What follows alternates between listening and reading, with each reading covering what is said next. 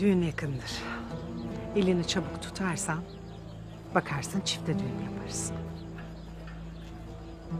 Kadar emin misin Gündoğdu'nun beni istediğinden?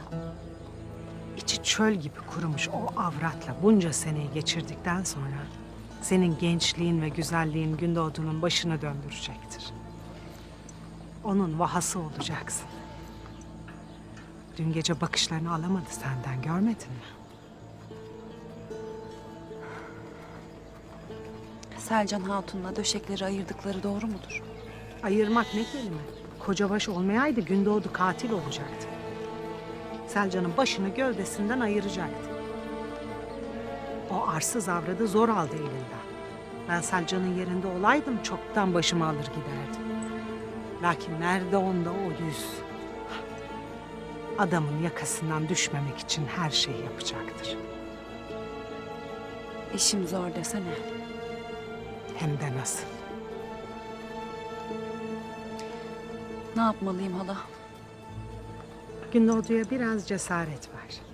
Göreceksin bak arkası çorap söküğü gibi gelecektir. Elimden geleni ardıma koymam hala.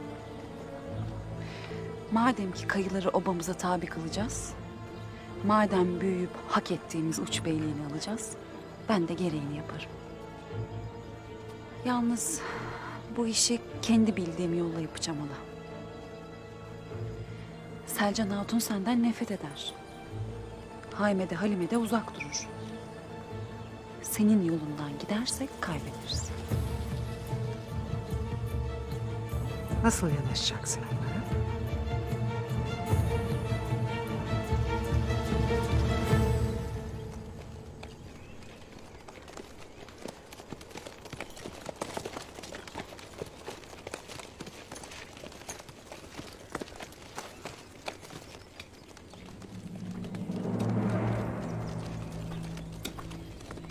Geyikli. Beyim, bundan ötesi felah bir yol değildir. Abdurrahman'la Hamza'yı gördüm. Atabey Ertuğkuş'u esir almışlar.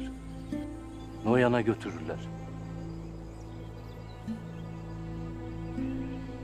Lakin sakın peşlerinden gitmeyesiniz.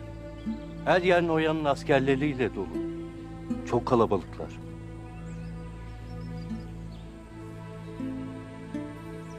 Fakirhanemde Abdurrahman'ı bekleyelim derim. Hı?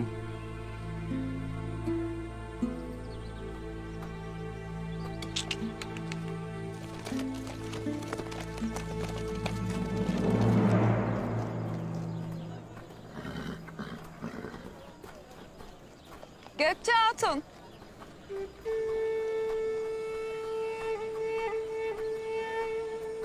Hayırlı günler olsun Gökçe Hatun. Sana da Goncagül. Dün gece o kadar çok düşündüm ki Gökçe. Bunca vakit Konya'da sarayda babanla birlikte yaşadın dedim. Ya bu oba hayatını için kaldırmazsa, ya ayağın geri geri giderse diye o kadar çok korktum ki. Lakin öyle olmadı biliyor musun? Çok şükür ki öyle olmadı. Özlemişim bu hayatı. Senin gibi akrabalarım olduğunu gördüğümde cesaret geldi. Daha bir mutlu oldum. Aramıza hoş geldin Gökçe Hatun. Sağ olasın. Allah sana da Tuğtekin gibi bir bey nasip etsin Goncagül. İnşallah. Saray nasıl bir yer Goncagül? Cennet gibidir. İnsanı büyüler, içine alır. Bir daha da bırakmaz. Ta ki bir düşmanın gelip seni sırtından hançerleyene kadar.